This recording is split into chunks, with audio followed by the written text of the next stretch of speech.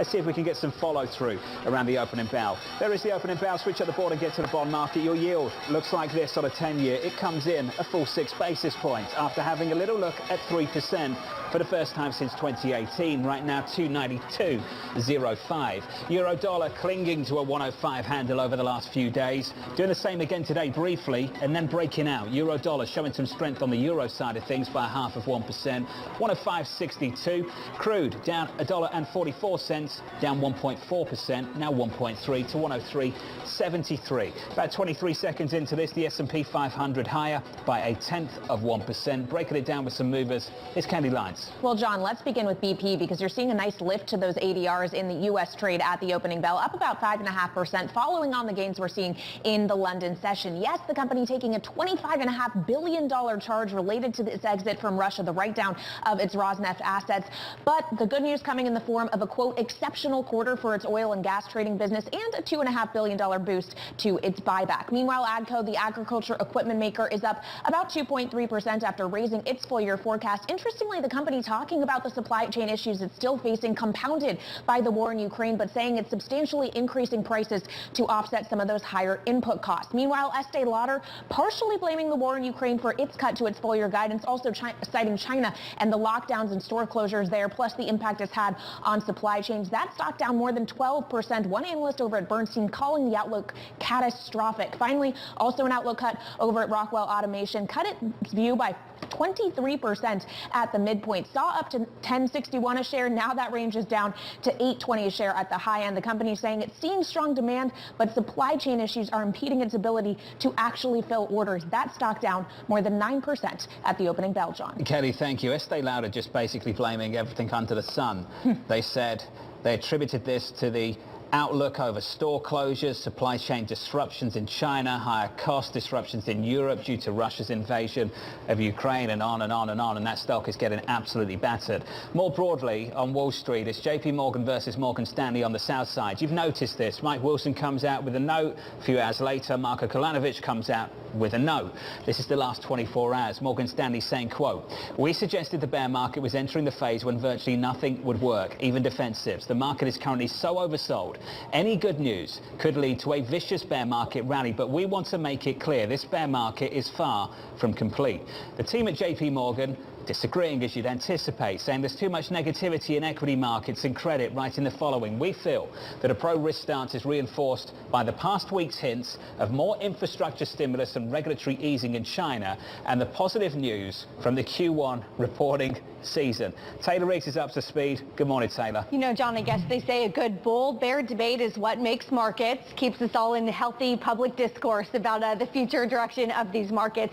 Let's take a look here. Of course, you mentioned sort of pulled quotes from those papers here. Talk about, of course, Morgan Stanley. Now looking at a drop here that would be at about 3,800. Now we're at about a 4,150, so that's sort of some downside risk here. As you mentioned, JP Morgan perhaps maybe the bull in this scenario, and looking at maybe the sentiment has gotten so negative that maybe a rally is soon. As we do know, and you can see there at the bottom of your screen, we've had a really rough start to the year, arguably one of the worst starts ever when you think about performance here for January through April. I think what that means is we sit here to 4160 and sort of look at where a lot of strategists think that we'll end for 2022. Average and median is right at about a 48.50, 48.70, right? So it sort of gives you an indication of the upside. The downside actually is even higher than where we are now. So perhaps maybe still some room to run as we think about closing out the end of the year, that we still have a lot of months to get there. Quickly, just come and take a look at this chart. John, we did, of course, enter into correction territory again. You had a little bit of a rally yesterday. Thought that we were going to climb out of that 10% level. Still no. So we're still there, of course, in that sort of correction territory from some of the recent highs that we've had as of late. Hey, Taylor, wonderful work as always. Taylor Riggs there breaking it down. Morgan Stanley versus JP Morgan. The good news for both those names is they both got an upgrade from Oppenheimer this morning on upside potential. Oppenheimer seeing 30% more upside potential to those shares from the current level. They go on to say this over at Oppenheimer: even if the economy were to enter a recession, we believe that the banking industry would handle it better than any recession in history. The team over there going on to say, we're not economists, but this is unlikely to go straight from labour shortages to recession. Even the large pullback in the stocks and modestly higher estimates, the average bank relative PE multiple is now down to 52%. They recommend outperform on Bank of America, Citi, Goldman and US Bancorp. They seem to like the whole sector, but Morgan Stanley, JP Morgan standing out. They see around 30% more upside over at Oppenheimer on Morgan Stanley and on JP Morgan too. As you know, that's a trade that has not worked at all. Even with yields higher, banks haven't performed, and volatility has stayed elevated. Amy Wood-Silverman of RBC came on this program in the last couple of weeks and said perhaps we've broken out into a new higher volatility regime, something that could stay with us for a while. Take a listen. The past 30 years, when you shift vol regimes, so, kind of from a 20 to 30 to 30 and maybe even higher, this is generally pretty bad for stock returns. In the years where VIX kind of averages 30 or higher, that equates to about a down 11 to 15% return on the stock market. Mandy Zhu of Credit Suisse joins us right now to discuss some of these themes. Mandy, can we start there? Do you agree with that? Do you think we've broken out into a higher volatility regime relative to, say, the previous 10 years? I would agree with that. So, clearly this year we've been in a higher volatility regime on the back of elevated macro uncertainty. I think what's unusual, what's notable about this year's vol regime is that if you look at previous years, for the VIX, the average is high as it has. For this year, we've generally been in a recession or, a very dramatic growth slowdown. Whereas this year, of course, U.S. growth is still holding up, albeit, recession fears are growing. So, Mandy, what has changed? What are the factors that you think will lead to this volatility regime persisting at these high levels? I think, the ongoing, inflation debate, Fed tightening, growing recession concerns. I think as long as we still have a lot of uncertainty kind of hanging over the market, as long as macro volatility, rates vol, FX vol, commodity vols, as long as those are all still at multi-year highs, outside of the March 20, I think, equity volatility will likely get supported. But having said that, what's actually really notable about the equity move this year is that it's been relatively muted compared to the spot sell-off, right? So that's something that we've been highlighting. S&P down, over 10%. If you look at the VIX move, yes, it's higher, but the absolute level of the VIX, as well as the change in the VIX, has been actually a lot smaller than what you would anticipate given the, the S&P move, and that's really on the back of just lack of demand for out of the money, especially put options on the part of investors. We're not seeing as much hedging activity as we normally would with this type of drawdown. Is the same true of call options and call options demand? Because that was a massive pillar of equity demand over the last, say, year or so, Mandy. Has that changed too? Yeah, so let's break it down, at the index level, at the single stock level, because, the investor base is actually quite different. So if we look at the S&P at the index level, the lack of demand for upside calls, that's coming from more institutional investors. And I would say on the part of the institutional investors, it's really a lack of conviction in this market, right? So we're not seeing a lot of hedging, but because, a lot of investors have already de-risked, have already taken their exposures down, but we're also not seeing a lot of upside call demand. No one's really hedging that right tail either, just because they don't believe in it. Now, if we look at the single stock level, that's actually the more notable story, because that has, over the past 2 years, has been primarily driven by retail investors, right, in terms of option activity, buying of upside calls at the single stock level for leveraged upside exposure. And there, we've seen a dramatic decline in terms of upside call demand. So to give you some, a comparison, if you look at the top stocks in the S&P top 100, last year, about, a quarter of stocks at any given time was trading with inverted call skew, which is a measure of very bullish sentiment. Right now, it's zero, right? I think that, and then that coupled with the falling call volumes indicate that retail has also capitulated in this environment. So, Mandy, these are all observations that you've made and many other people have made as well. What does it mean for how you trade this market? So from a trading perspective, we're actually getting pretty bullish in the short term. So we're recommending adding tactical upside exposure in the market at this point, just given how pessimistic everyone has gotten. People have de-risked, people have capitulated. I think the setup going into tomorrow's Fed meeting is very similar to the last two times where, on the back of a big pullback in the market, people getting really bared up. And as long as the Fed, comes out and doesn't come out more hawkish than what is already priced into the market, the bar is very high there. I think we're set up for a bounce. A bounce? Would you call it a bear market rally? Would you call it that? Well, we'll see. I think a longer-term 6-month and 12-month view is more constructive. So I would say still, more constructive. I wouldn't say this is a bear market rally, but certainly, I don't think it's a straight line up. Right? I think we're going to see more turbulence for the next 6 months. Mandy Zhu, the Credit Suisse. Mandy, great to catch up with you, as always. What a difficult market to read at the moment. To make it easier, it's just been brutal over the last couple of months because it's not just been an equity story, it's been a bond market story as well. Just a bit of breaking news. I want to go over to Taylor Reese to get you that. Hey, Taylor. John, as you know, we woke up to a leaked memo, of course, this morning, perhaps maybe a leaked early draft of that potential Supreme Court decision that we had. Politico, of course, coming out.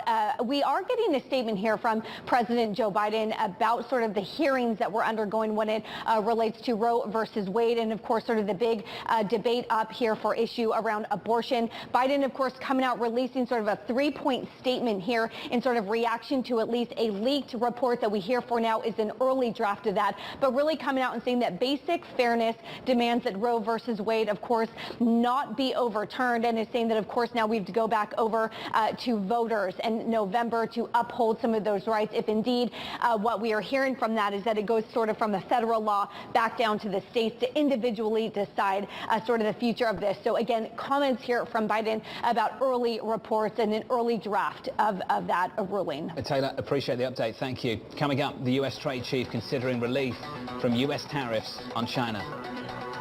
We need to be looking at our economic policy tools across the board. You want to look at tariffs? Sure, let's look at tariffs. That conversation up next.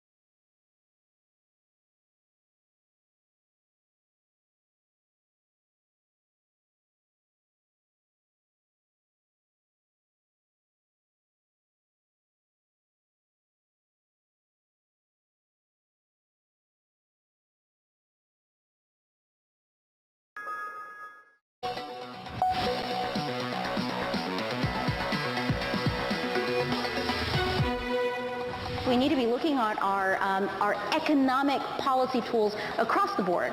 You want to look at tariffs? Sure, let's look at tariffs, but also let's look at monetary policy, fiscal policy, let's look at tax policy. All of these tools you need to look at. We need to make sure that whatever we do right now, first of all, is effective, and second of all, doesn't undermine the medium-term design and strategy that we know we need to pursue.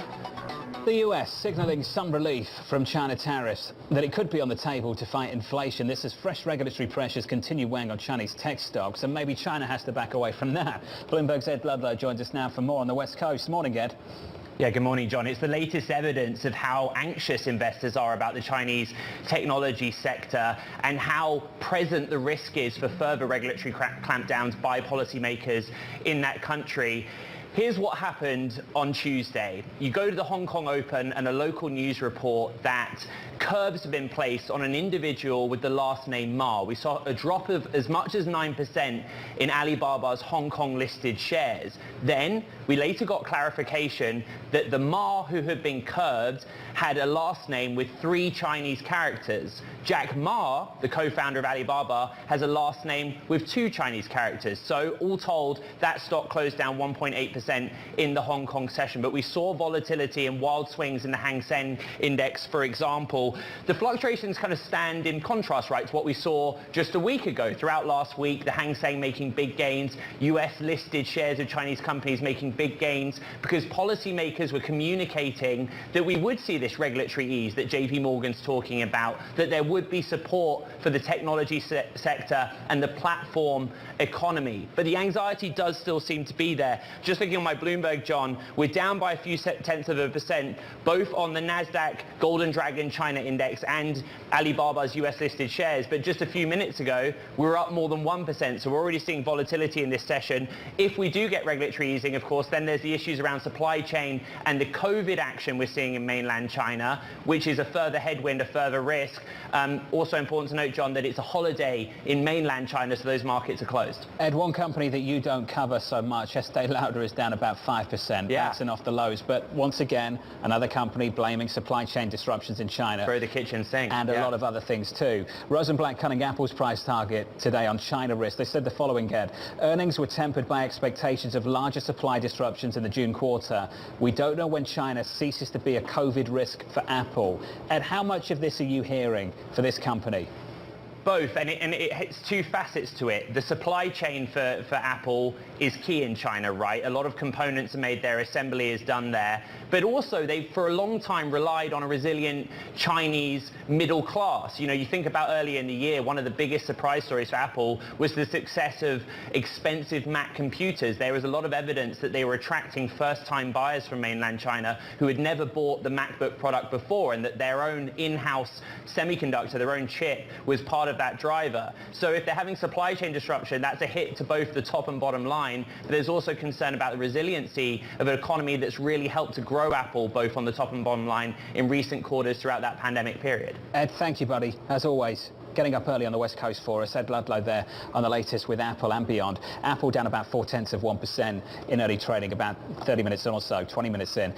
The story in China, though, the data terrible recently. The PMIs coming into the weekend. We're in the 40s, the low 40s for the non-manufacturing PMI. Hong Kong GDP came in lower than expected, contracting more than expected, and it reads as the following. The economy faced immense pressure in the first quarter of 22, externally moderating global demand growth and epidemic-induced cross-boundary transportation disruptions posed substantial drags to exports, according to a government spokesperson. Damien Sasser of Bloomberg Intelligence with us. Damien, just how bad is this right now for mainland China and Hong Kong too?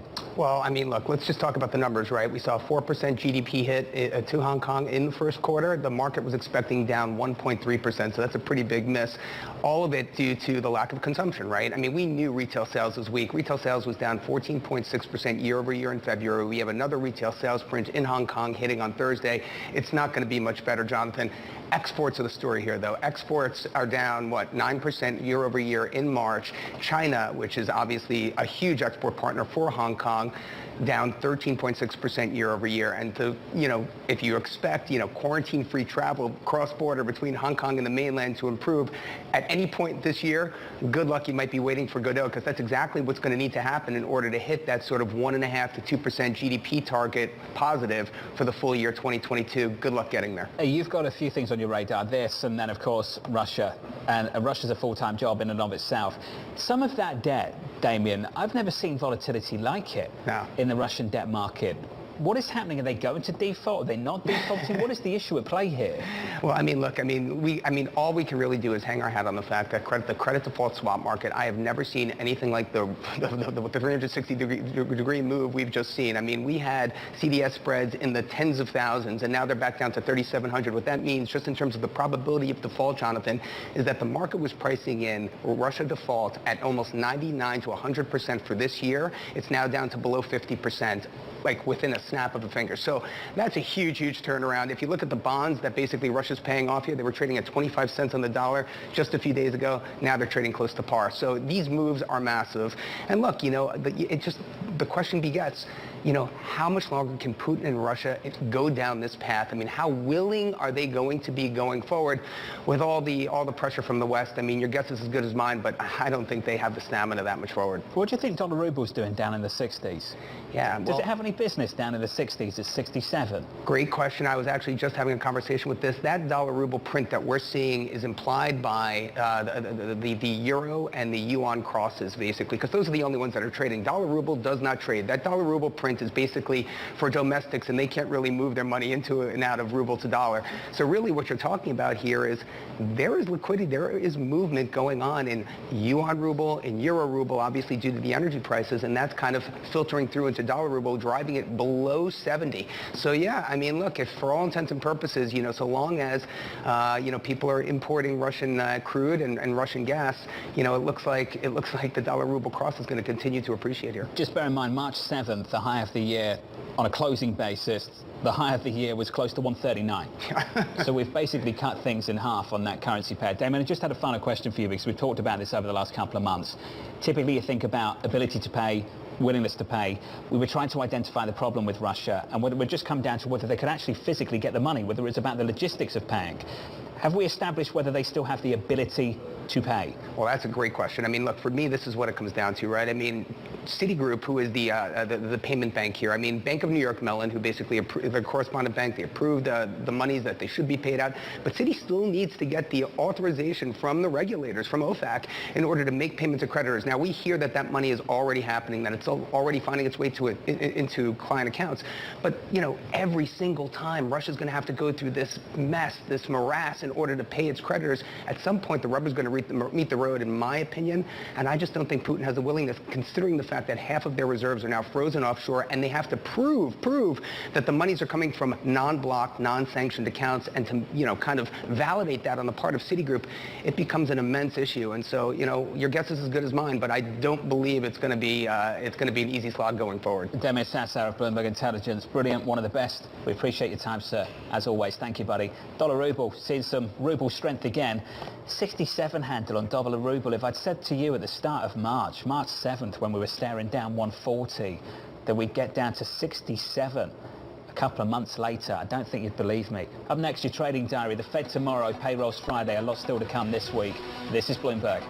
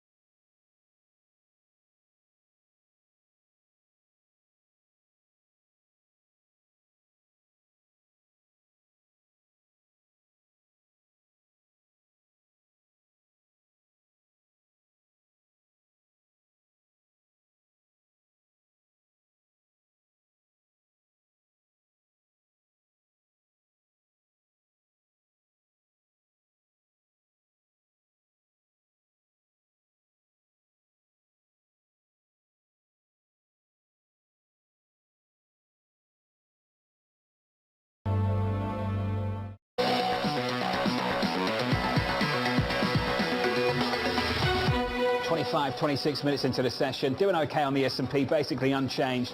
Rolling over on the Nasdaq just a bit, down a third of 1%. That's the price action. Here's your trading diary. Tons of data at the top of the hour. Factory orders, durable goods coming up, jolts as well. President Biden discussing the war in Ukraine at 3 p.m. Eastern, a Fed rate decision. Chairman Powell news conference coming up tomorrow. The Bank of England with its own rate decision on Thursday. And finally, your payrolls report this coming Friday. The estimate 390k, the previous number 431. From New York City, for our audience worldwide, thank you for choosing Bloomberg TV. This was the countdown to the open. This is Bloomberg.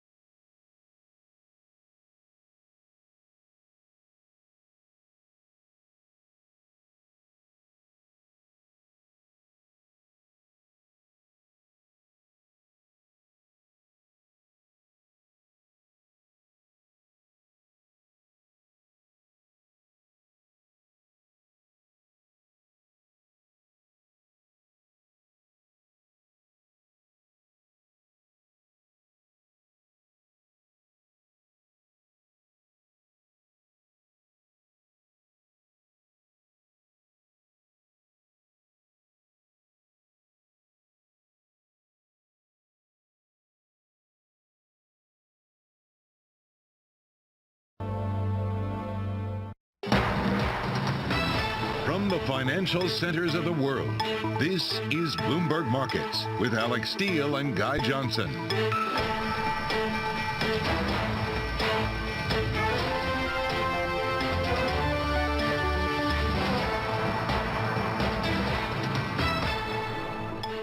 It's 30 minutes into the U.S. trading day on Tuesday, May 3rd. Here are the top market stories we are following for you at this hour.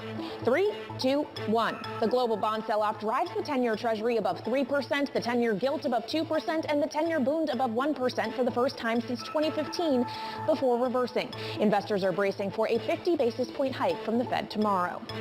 Russia dodges default. The country sidesteps its first foreign default in a century after tapping into its local greenback holdings.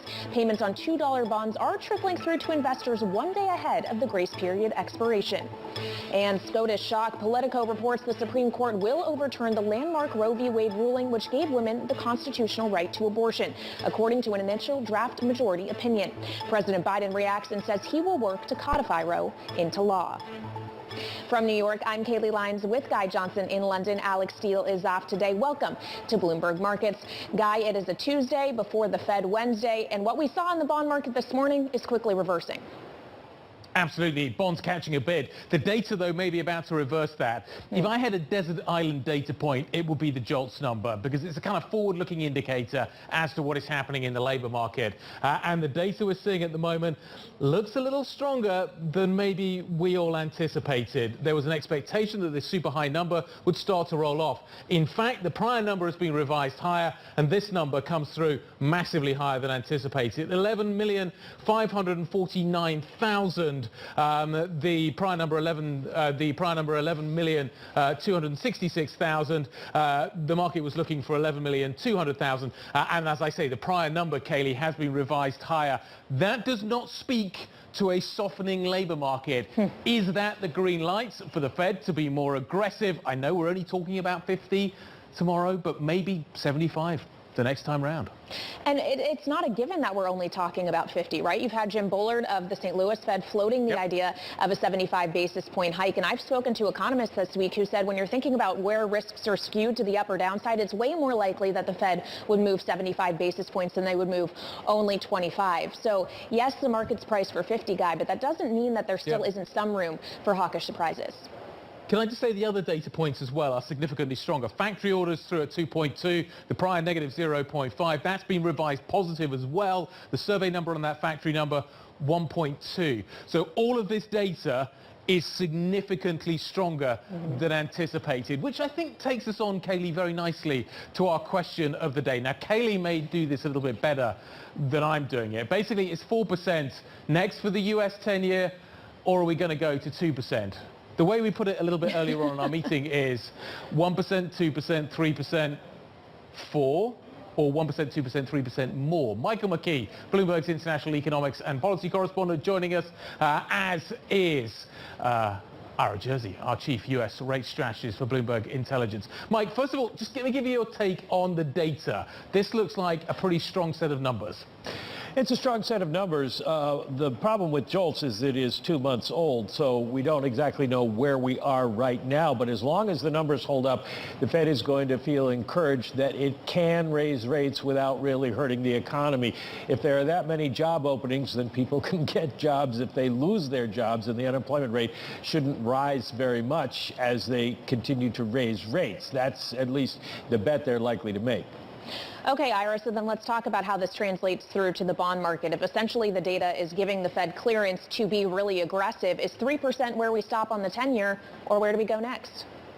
Yeah, so I do think that eventually we're going to go a little bit over 3%, but you know, whether or not we're going to approach 3.5 or 4%, I think is still you'd have to have kind of a continued perfect storm for that to occur. Because I think that the market is thinking, and this is my thinking too, is that we're in the process of peaking in a lot of different growth momentum measures. So some of the data that you're seeing, like Mike mentioned, like the JOLTS data, we're probably starting to peak. And when that usually happens, you tend to get a stabilization in longer-term interest rates, even if the central bank, and in this case the Fed, continues to increase short-term interest rates. So that's where we're going to see even more curve flattening, and that's something that I think that things like risk markets like corporate credit and equities might not take very well as we start to invert the yield curve on a spot basis.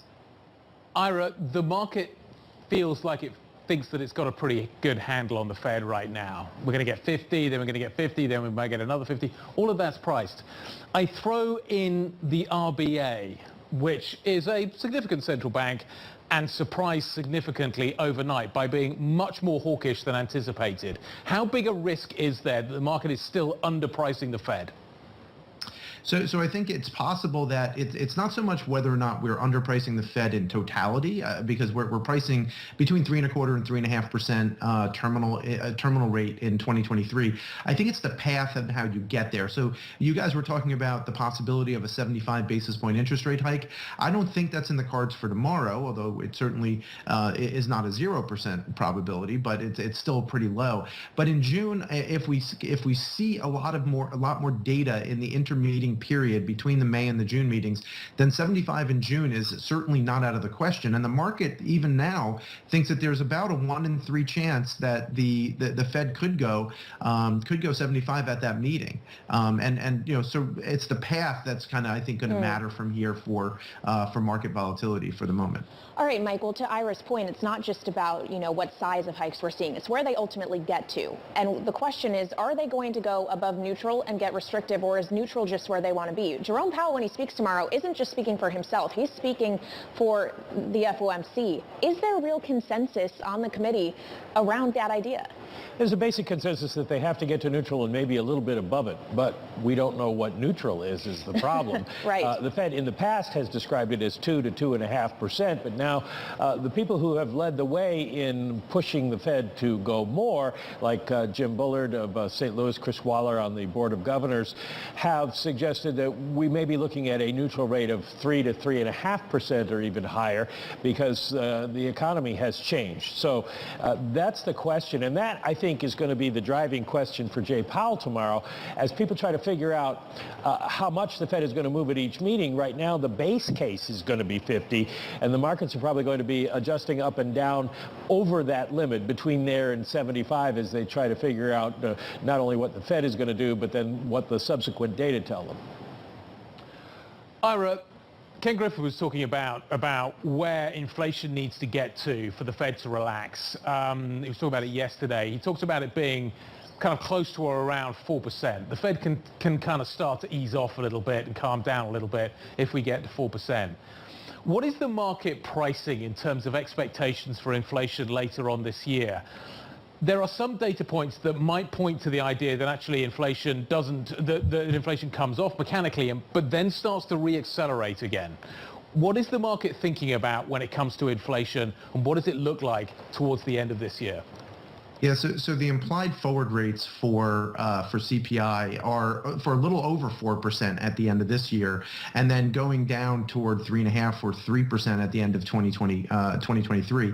Which keep in mind, right? That's still well above that 2-ish% magic number that the Federal Reserve continues to talk about. So the Federal Reserve will probably continue to be hawkish even into 2023 if they stop, even if they stop hiking there and say, like, look, if there is a reacceleration, we'll continue to hike if we have to. Now, is that going to happen? It's so hard to say, right? We're talking about things 18, 20 months out. But there's again a non-zero risk of that. But I think your base case scenario still has to be that inflation comes down and at some point stabilizes. I think the risk for the Fed is how do they communicate then if we stabilize, let's say, at 3 or 3.5% inflation because wage gains continue to be reasonably good and we still have some modest supply pressures. That's an environment where the Fed kind of has to rethink its whole communication strategy because they can't say transitory. They can't say that, well, hey, we're going to hike forever either. Finally, Mike, last question. How important will the balance sheet be tomorrow? How much room for surprise is there around QT?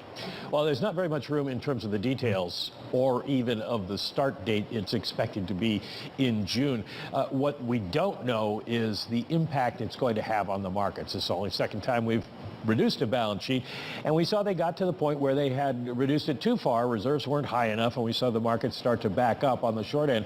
So that's going to be an issue for the Fed. Does this do the same thing? They think the reverse repo setup is going to take care of that problem, but does it start to raise interest rates at the long end?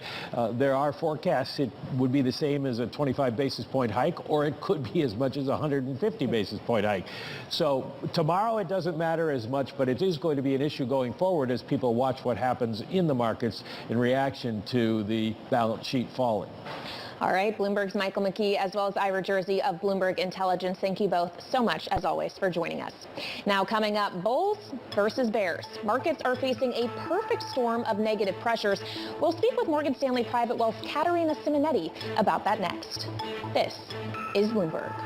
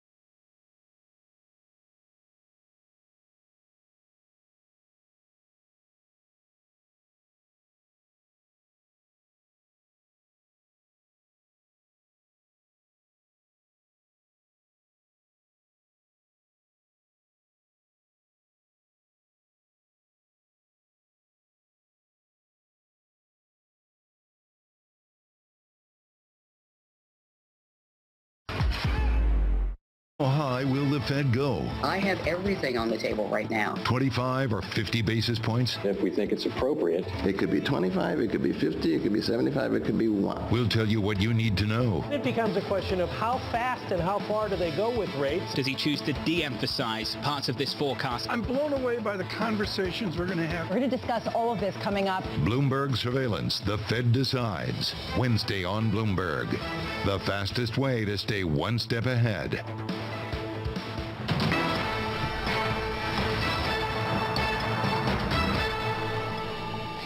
It's a battle between the bulls and the bears. Morgan Stanley's Mike Wilson sees the S&P 500 falling to at least 3,800 in the near term and potentially as low as 3,460. But JP Morgan's Marko Kolanovic said negativity in the U.S. stock market has become so overwhelming that a rebound may not be far off. With us for more is Caterina Simonetti, Senior Vice President for Morgan Stanley Private Wealth Management. Caterina, clearly your colleague at Morgan Stanley is the one on the bearish end of that spectrum, so that's the camp you're in as well. Where does that downside come from? Kaylee, thank you for having me on. And it is a perfect storm of negative pressures on the market when you think about it.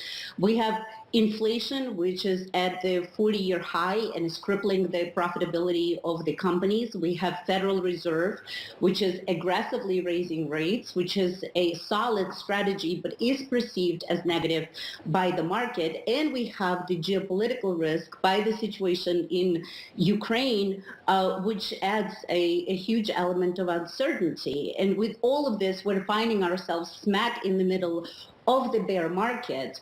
But our view is that the market cycles in general are getting shorter. So what this means is that as we see the negative earnings revisions continue throughout this year, what it's going to lead to eventually is this normalization that we're looking for, and perhaps will serve as a catalyst for the next bull market. So our view is, yes, very bearish and negative at the moment. We do believe that there is some more downside in S&P 500 specifically at this point, we're down by, on S&P at about 12%. We think there's additional 7 or 8% that we have to be ready for in this kind of just continued cyclical declines. But, this is not going to last for long in our view. Okay, so that gets us to around 3,800. You talk about the fast cycle, Katerina. How quickly do we get to 3,800? A lot of people are sitting with cash on the sidelines right now. They're trying to figure out when they should put that money to work.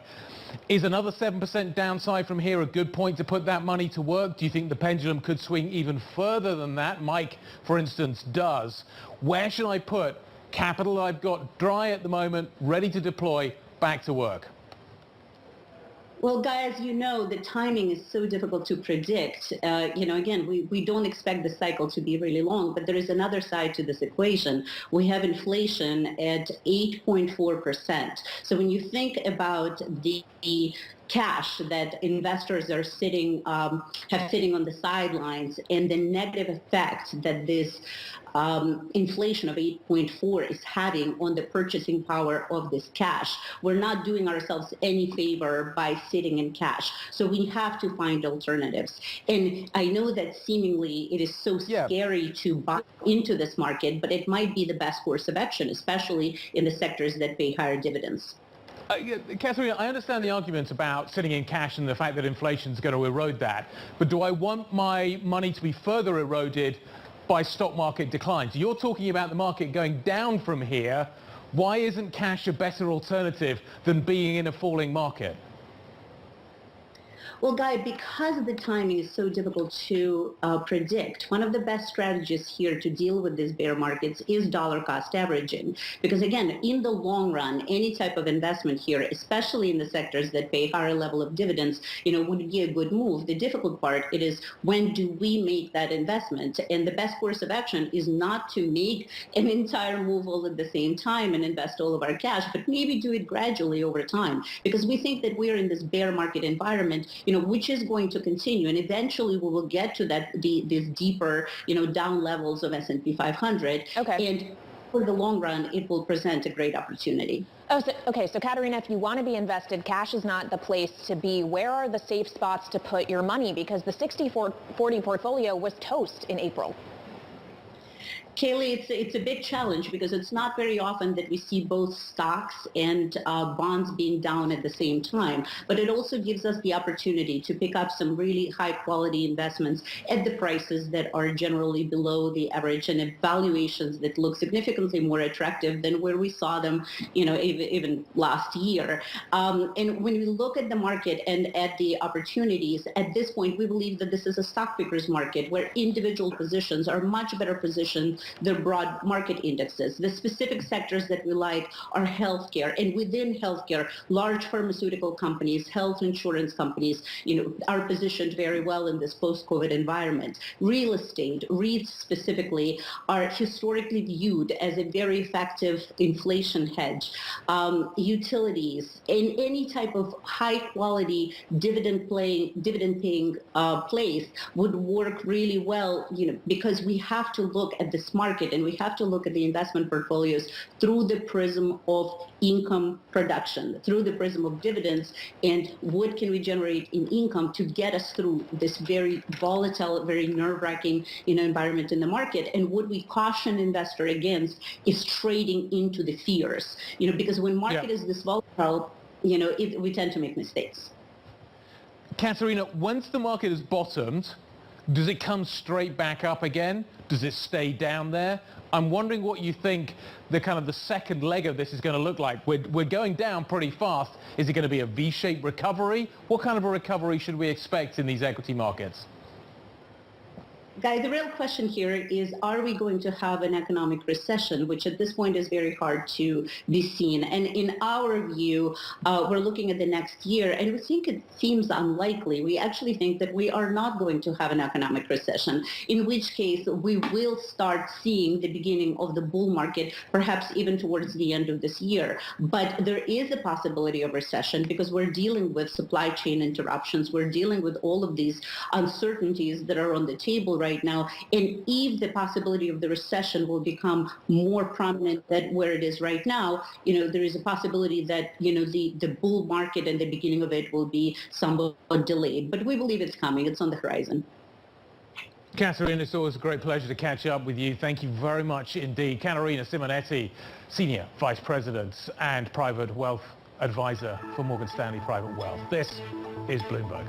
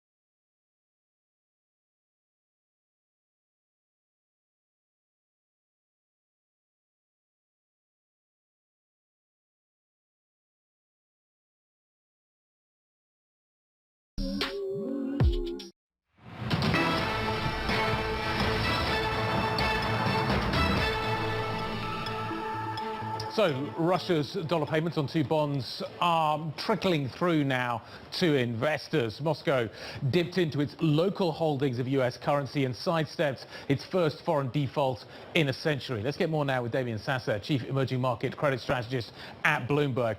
Damian, how did they make this work? How did this money get from A to B to C? Right on. So the correspondent bank for the payments was Bank of New York Mellon. They actually forward the payments to the paying agent, in this case, Citibank London. So Citibank London had the funds. In order to make that payment, Guy, they needed to get approval from the US and UK regulators, OFAC. So apparently they've gotten that approval because monies are now hitting client accounts. So a payment has been made. They have averted default. And look, I mean, let's be clear. I mean, the bonds earlier this week, I'm talking the 2022s, which, the market had pretty much deemed in default. We're trading at 20 cents on the dollar. Now they're trading close to par. What's really interesting is the move in credit default swaps. That's a proxy for sovereign credit risk in Russia. They had been pricing in a probability of default within 1 year of 99%. Now that's down to below 50%. So, that default risk is getting pushed back into the future. And certainly, I think if you just look at, for example, dollar ruble, which really doesn't trade, but yeah, if you're going to use that as any sort of a proxy, it's certainly appreciating. And I think markets are getting a little bit more comfortable with the fact that Russia might continue to kick the can down the road. To that point, though, Damian, Russia had to jump through a lot of hoops to make this happen, including tapping its dollar reserves. How long is it realistically going to be willing to do so? Well, now we're getting to the crux of the issue. I mean, these funds had to come from a non-sanctioned account, right? And Citigroup needs to verify that, right? Or OFAC needs to verify it. That whole process is cumbersome. It takes a lot of time. The question you're asking is the right one. How much longer can Putin, how much longer can Russia really want to, play this game, with the West, right? I mean, in the West, certainly, we know that on May 25th, basically U.S. investors can't accept coupon payments from Russia. So, you know, it's almost inevitable. But I think really what at the end of the day is Putin and Russia want to force the U.S. into an issue where if Russia defaults, it's not going to be on them. It's going to be on the United States. And that means somewhere further on into the future, the court system is going to have to say, wait a second, was this a capacity or willingness to pay issue on the part of Russia, or were they forced into default by the United States government? And I think that's really where we are right now. You talk to a lot of trading desks. What is their expectation as to what the objective of the US government here is? There have been comments after comments after comments from this administration saying Putin must fail. How do they make him fail? What needs to happen here? At the moment, the plumbing is just about working, Damien. Why is it still working when the political narrative is that Putin must fail? Well, I mean, it's how do you define fail, right? So, I mean, for me, you know, investors, really, most of the investors I speak to think a default in Russia is imminent, that there's really no getting around it. It's going to happen. Yes, it might be forced by the United States government, but at the end of the day, they really believe that given the fact that of the $600 billion in reserves that Russia has, half of it is frozen. Much of that is in gold and other, you know, kind of non-fungible, you know, kind of easy ways to pay. You know, it's just going to be a very, very difficult thing for Russia to make those payments. Now, you know, if Russia can prove that it was forced into default, you know, illegally at some point down the road, far be it for you and I to judge. I think what we now have to focus on is what's coming up next. We've got May 9th, we've got Victory Day, obviously a lot of parading, you know, in Russia about how great the country is. What does that mean for Ukraine? Then we look to May 15th, you know, that's when those gas payments, right, that are supposed to be made in ruble by European importers, right. You know, we're going to see whether or not that happens. And then we forward along to May 25th. That's the D-Day when U.S. investors can no longer receive coupon payments for Russia. Look, at any given point in time, we could see the shoe drop, but, you know, the verdict is still out. All right, Damien Sassower of Bloomberg Intelligence, as always, thank you so much. Now coming up, we'll shift from Russia back here to the U.S. and the Federal Reserve preparing to raise interest rates by the most in more than 2 decades. We'll talk with the chief economist at Berenberg Bank, Holger Schmieding. This is Bloomberg.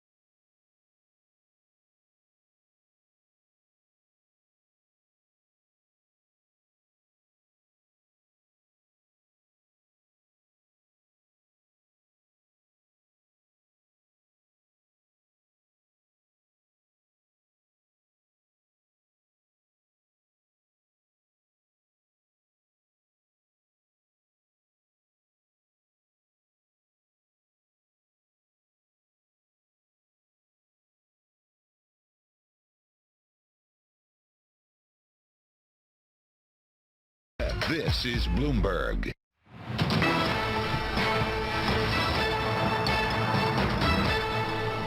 We are an hour into the U.S. trading session. Bloomberg's Kriti Gupta is tracking the moves. And Kriti, got to be honest, not getting a really clear read from the equity market today. You, me, and I think all of the investors on Wall Street are probably in the same boat. Essentially, it's kind of this wait-and-see mode, a little bit of caution. Totally normal, Kaylee, ahead of FOMC meetings. In fact, they tend to see risk-off days before those Fed decisions. So the fact that we're about 0.3% in the green is pretty significant in itself. But that being said, don't hold on to it. We know a lot of moves can happen in the last hour of trading, and that's really where you could see a lot of people cash out. You also want to keep an eye on the NASDAQ 100. You are seeing a little bit of pressure right now, but keep an eye on it because once again, the place of underperformance has been the tech sphere. So the NASDAQ 100 is going to be that very clear margin. The 10-year yield, not a ton of movement, but a 5 basis point move lower is nothing to scoff at. So you are seeing a bid go into treasuries. Will that continue as we go into the FOMC meeting tomorrow? And lastly, let's talk about that dollar. A weaker dollar likely following that interest rate move. Once again, all likely to change next or tomorrow as we get those FOMC decisions. That being said, let's talk about real rates for a second because as we see these moves in the 10-year nominal yield, the real yield, essentially the yield taking out inflation, is actually positive once again. We did see it dip a little bit as we saw 10-year nominal yields hit 3%. The question is, does it stay positive? And what are the implications for allocations when it comes to the S&P 500, when it comes to the bond market in particular? And when we talk about the S&P 500, let's talk about the movers underneath because sure, on the headline level, not a ton going on, but underneath the hood you do. Western Digital actually talking about a potential spin-off, a potential split. Activist investor Elliott really pushing for that, and looks like investors kind of buying onto the idea. Biogen as well up 3%, but I think the real one I want to get to here is Amazon, actually down 0.2%, despite winning that union attempt over in New York. So that was technically supposed to be good news for their labor market policy, but you can see kind of seeing the underperformance theme in Amazon as well. Speaking of underperformance, let's talk about one of the major scares that happened overnight, and that of course is Alibaba. You did see a move, the second, I should say, fat finger kind of trade after we saw the Swedish stock market kind of ripple across European stocks yesterday. Well, overnight in Asia, there was a report that Jack Ma or potentially someone with the surname Ma was getting apprehended by authorities. That being said, it didn't turn out to be Alibaba's Jack Ma, so you did see this very quick dip and then recovery on that. Nevertheless, keep an eye on this stock because as we talk about tech underperformance, a big question is, does that show up in Asian trading and specifically in Alibaba, Guy? Shows you how markets are incredibly nervous right now, Kriti. Great stuff. Thank you very much indeed. Let's get back to what Kriti was talking about when it comes to the Federal Reserve.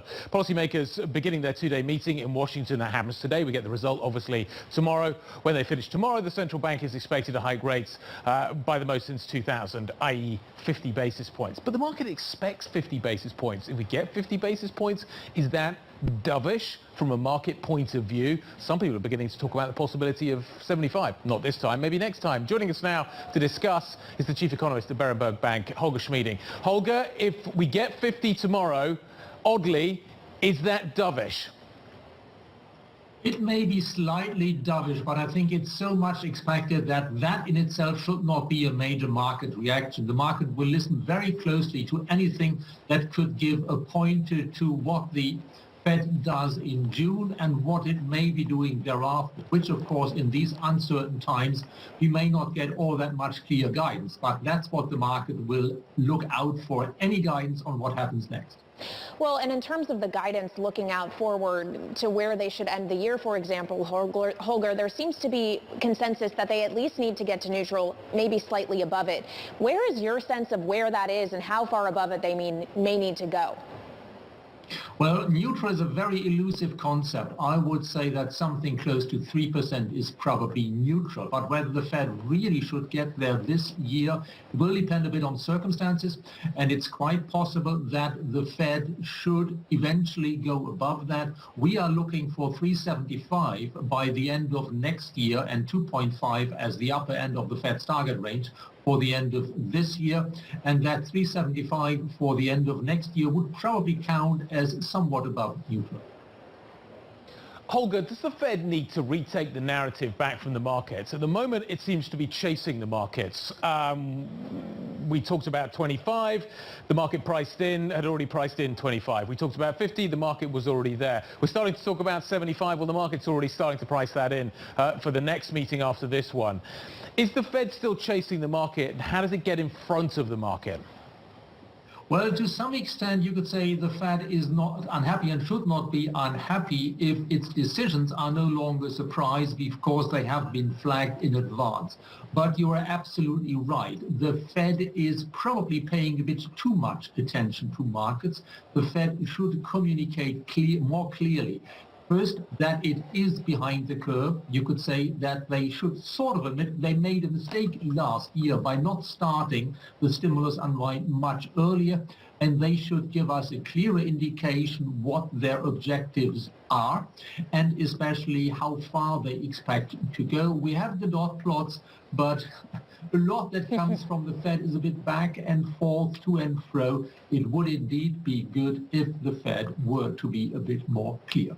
Well, Holger, you mentioned the stimulus unwind. Part of that isn't just the rate hike mechanism, it's also a shift to quantitative tightening.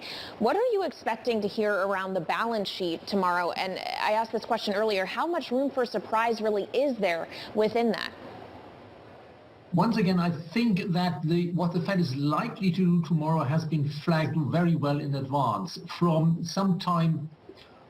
probably the end of June onwards, they will be reducing their balance sheet by around 95 billion per month, 60 of that in treasuries and the remainder in mortgage-backed securities. Over June, they may be getting towards that. That has been flagged in advance. What is unclear is any indication as to how far the Fed would want to go in the end. Although I have to say, it would probably on that count not be wise for the Fed to be too specific. Simply, we can't help it. The Fed can't help it. We will have in a while to watch how the economy reacts to this unusual thing, namely quantitative tightening. And hence, the Fed should give us as much guidance as they can about what they try to achieve. Yep. They should give us good guidance about what is ahead in the near future. But as to the end points, they probably have to be a bit vague, and that also applies to how far this quantitative tightening should go. Holger, is the current inflation that we are seeing a monetary phenomenon? In the US, the current inflation is mostly the result of excess demand, more precisely excess demand that came from fiscal policy, but to which the Fed did not react early enough as it should have done. In that sense, the US inflation is very different from the European inflation.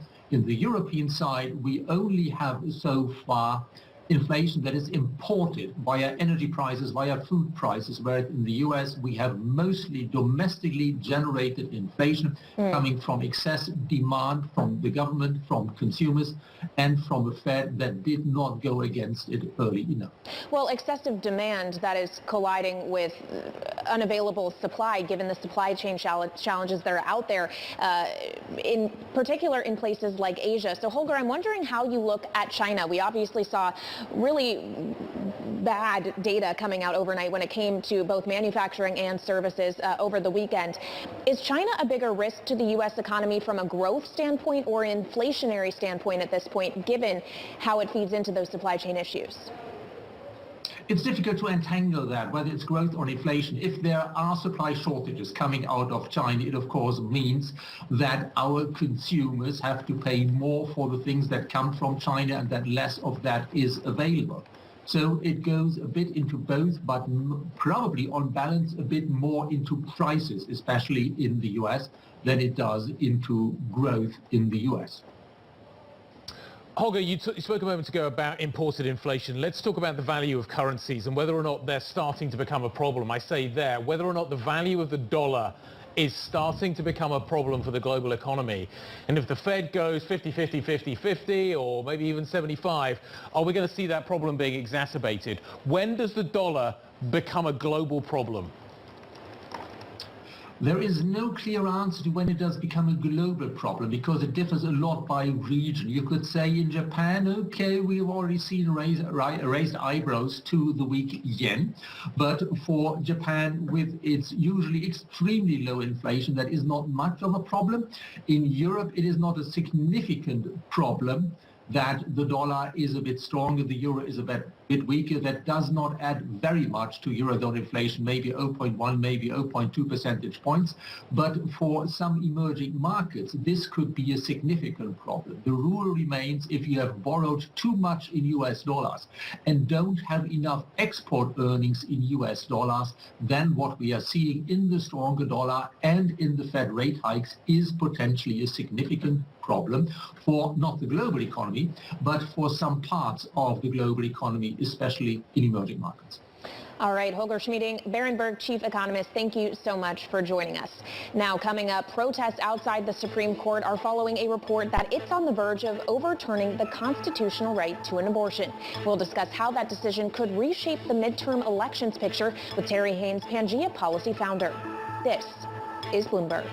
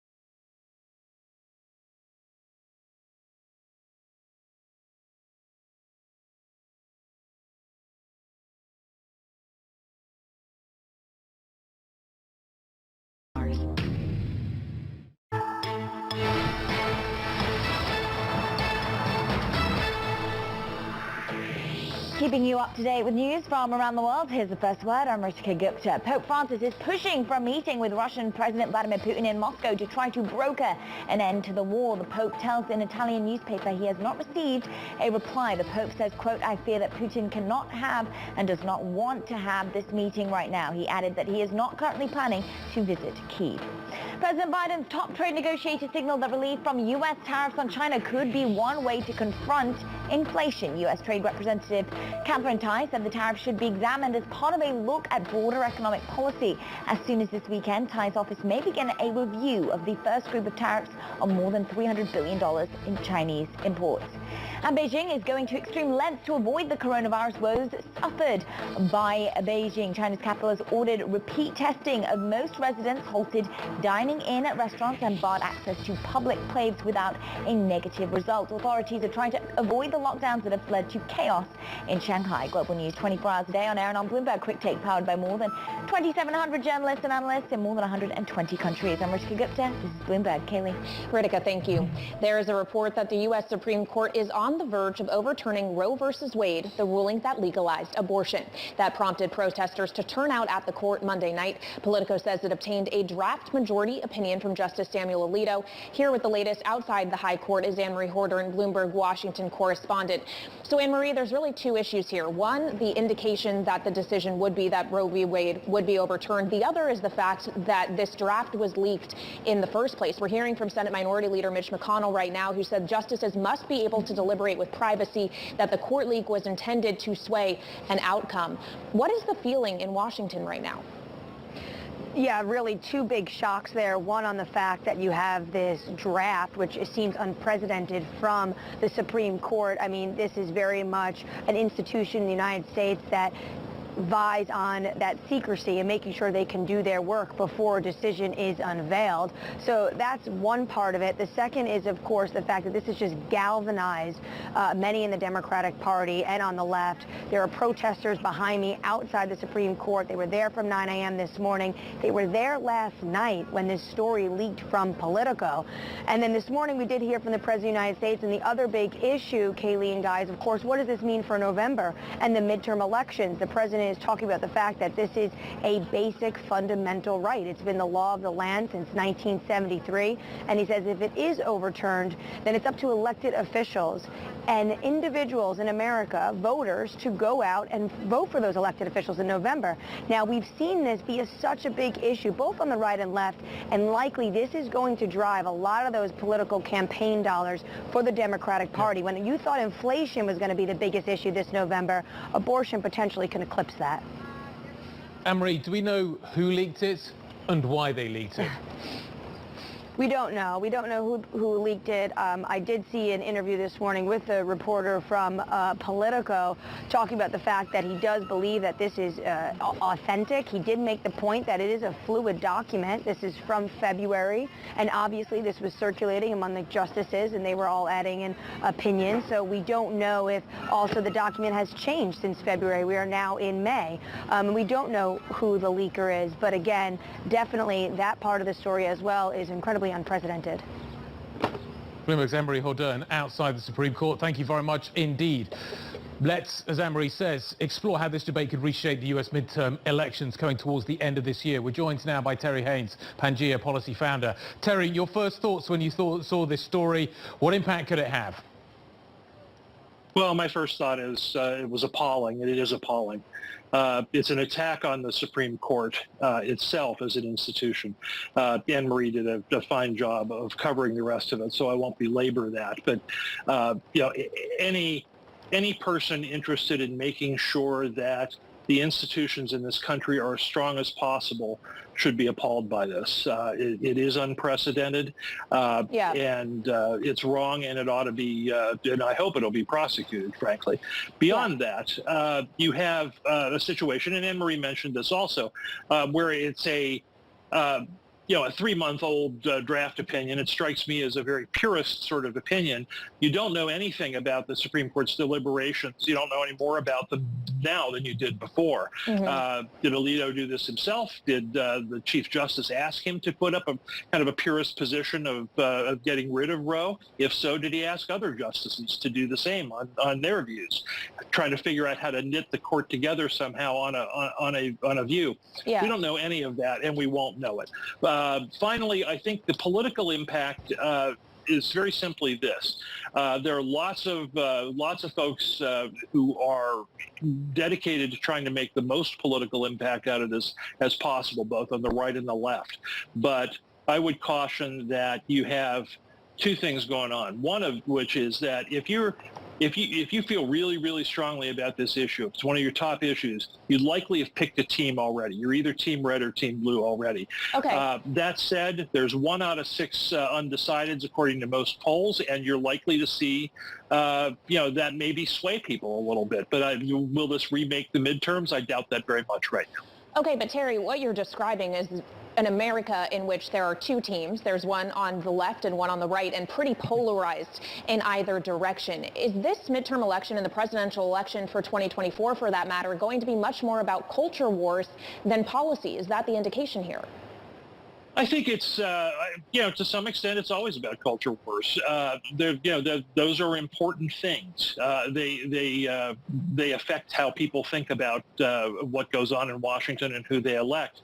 At the same time, what we've seen over the past many months now, not just over the past month or so, is a world in which the vast majority of voters, however they describe themselves, right, left, centrist, independents, whatever, very focused on economic issues of all kinds, very focused on inflation, very focused on gas prices, very focused on frustration that Washington is not doing enough about any of those things. And, I don't think that changes, frankly. And, whatever happens with the Roe decision in probably one of the last decisions in late June, I don't think that completely remakes the midterms. Does that incent people on both sides to possibly come out more than they would have otherwise? Yeah, I think it probably does.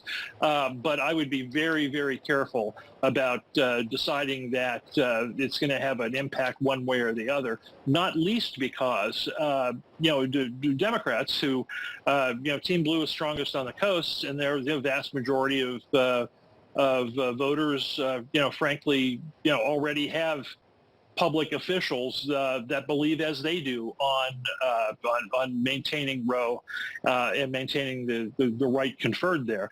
But it plays very differently in the heartland. Terry, are the institutions of America becoming more political? Feels like the Fed's becoming more political. The court feels like it's becoming more political. What are the implications if that is the case? Well, I think the institutions have always been political. The famous humorist Mr. Dooley said over a century ago that the Supreme Court follows the election returns. So I can give you examples of how that proved to be true. The Fed itself is political. The Fed is not an unelected fourth branch of government. The Fed exercises power evolved from Congress under the Constitution.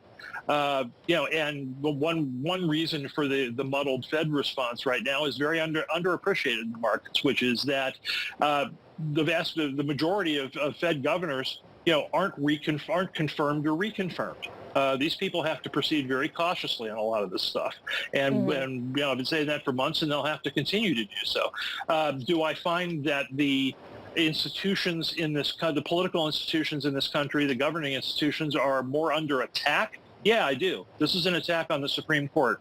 January 6th, 2021 was an attack on the United States Capitol. We've had many push-pulls from the edges of both political parties on the presidency and on all three branches. This is a time of higher politicization, certainly. Not unprecedented, though. I'm old enough to recall a lot of what happened in the 60s, and we were wandering around trying to impeach the Chief Justice. So that wasn't. This is by no means unprecedented. This sort of heightened passion. All right, Terry Haynes, Pangea Policy Founder, thank you so much for joining us with your thoughts on this. Really appreciate your time. This is Bloomberg.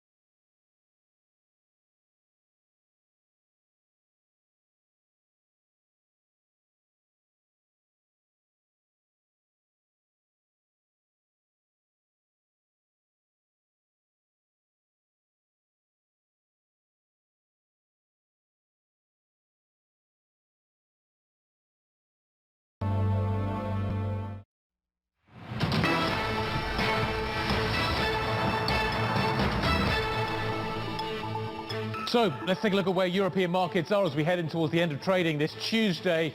And to be honest, it's a sea of green out there. Equities a bid, London's back in the frame. We are seeing a positive bid, 444 spot 81. We're not up by much, but we're up by 0.2%. Bund yields are catching a bid as well. We went through 1% a little bit earlier on. We went 2% on the gilts ahead of the Bank of England Thursday. We went 3%, of course, on US Treasuries. Germany through 1% is significant, but we're catching a bid back now, and German bond yields are once again in the green. And euro dollar, about 2 hours ago we started to see some dollar weakness creeping into the market. That has been maintained. We're not pushing sharply higher, but nevertheless 105.39. We're going to talk about all of this with David Herro, Harris Associates CIO. He is joining us next. The European close is coming up. This is Bloomberg.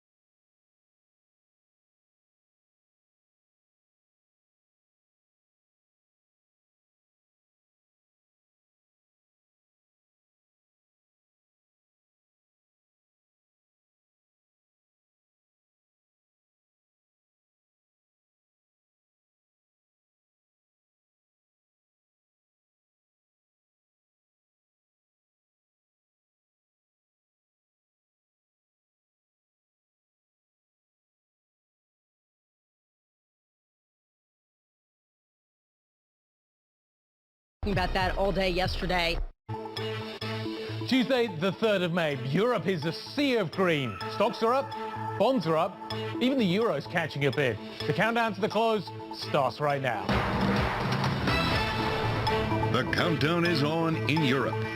This is Bloomberg Markets European Close with Guy Johnson and Alex Steele.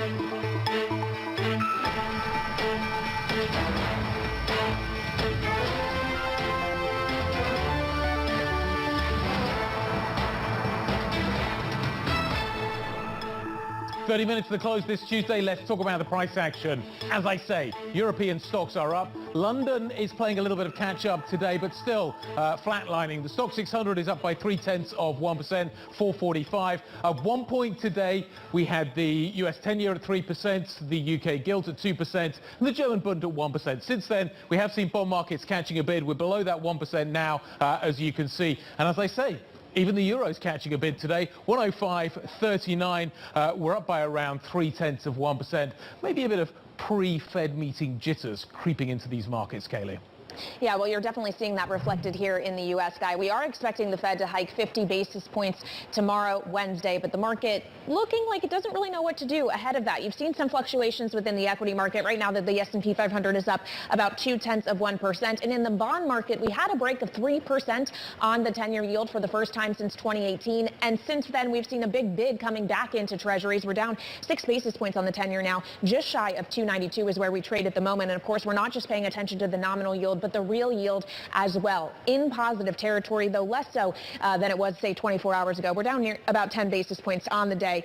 5 basis points in positive territory is where we sit on that real yield, which of course strips out inflation. And I also just wanted to point out the dollar, Guy, of course, has been materially stronger for some time now, but a little bit of dollar weakness coming through today. The Bloomberg Dollar Index down about 0.3, trading right around 12.45, Guy. Absolutely. Fed firmly in focus tomorrow. Here in Europe, we're focusing on whether or not we're going to get a Russian energy ban. The EU apparently working towards an agreement to embargo Russian oil imports. Significant pushback coming from a number of Eastern European nations, particularly Hungary. Obviously, there's a number of these nations that are very dependent on Russian energy. For more now, let's bring in Bloomberg's Brussels Bureau Chief, Kevin Whitelaw. Kevin, how close are we to getting this done? We're expecting that we're going to get a formal proposal to be offered as early maybe as tomorrow, as we try to make sense of what exactly the bloc is going to be able to agree on. We do expect that there'll be a gradual oil ban as part of this next sanctions package. But one of the key questions we'll be looking for is what kind of additional flexibility or later deadlines for that phase out we'll see for countries like Hungary and Slovakia that are saying they simply can't handle trying to get off of Russian oil by the end of the year. So is what we're likely to see, Kevin, more of a country-by-country basis than any kind of coordinated move of Europe as a whole? I think it'll be largely Europe with a couple of exemptions or additional bits of flexibility. But the exact way that's going to work out, I think we're still waiting to understand exactly what they're trying to do. And then that may take a day or two for various member countries to process, make sense of.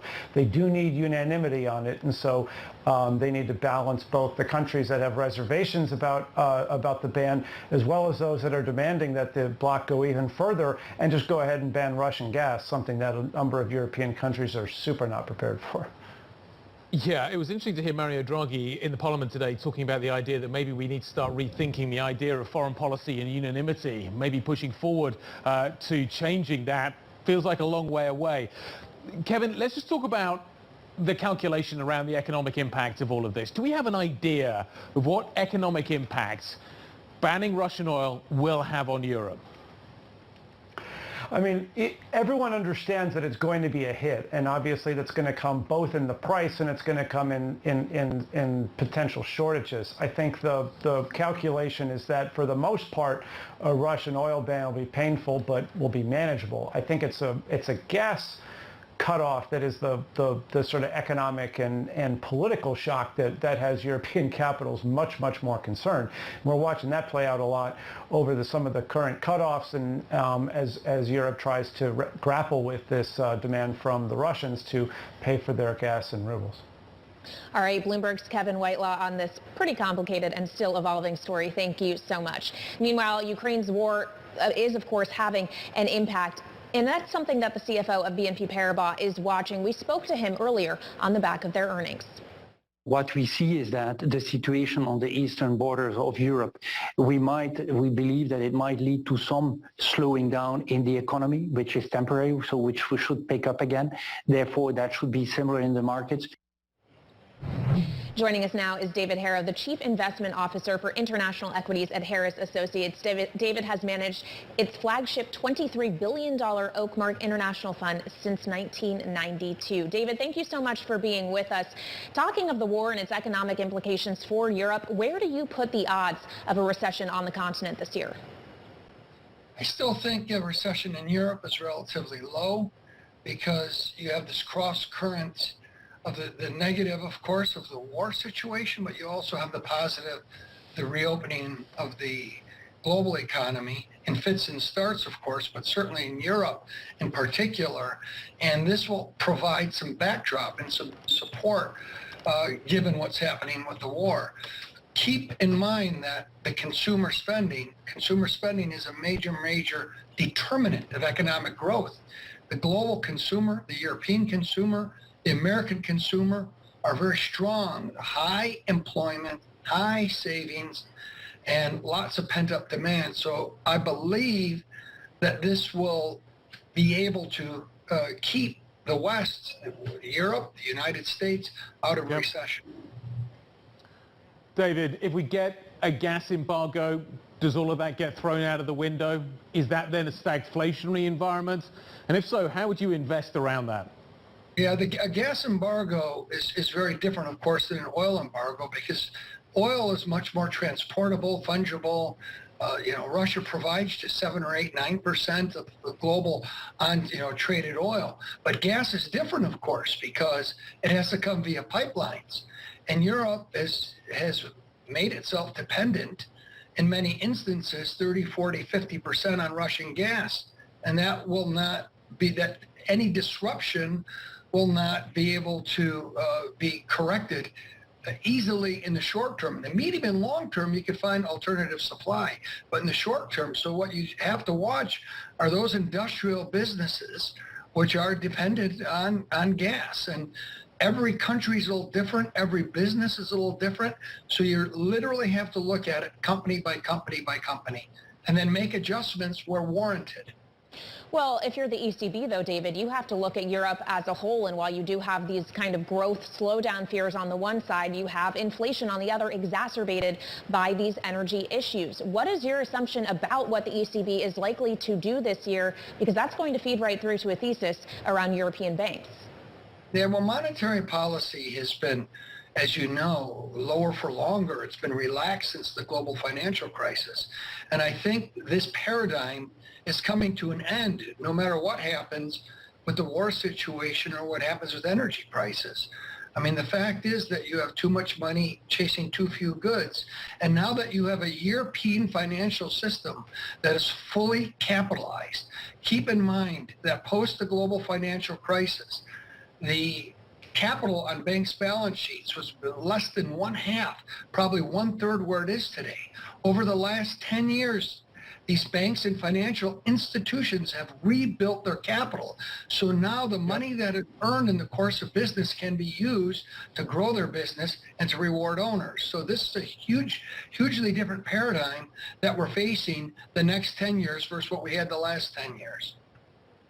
So what is the relationship between European banks and the European economy? It still looks pretty tight to me, David. I appreciate that they are fully capitalized in a way that they once weren't, but nevertheless, European banks have always been the beta play on the European economy. Is that, or is that not still the case? They have been this beta play since 2009, 2010. And, people use the basket of European banks as kind of a trading toy. And I think what's going to happen is at some point you're going to begin to see some separation, especially when you see these banks with 12, 13, 14% Tier 1 capital.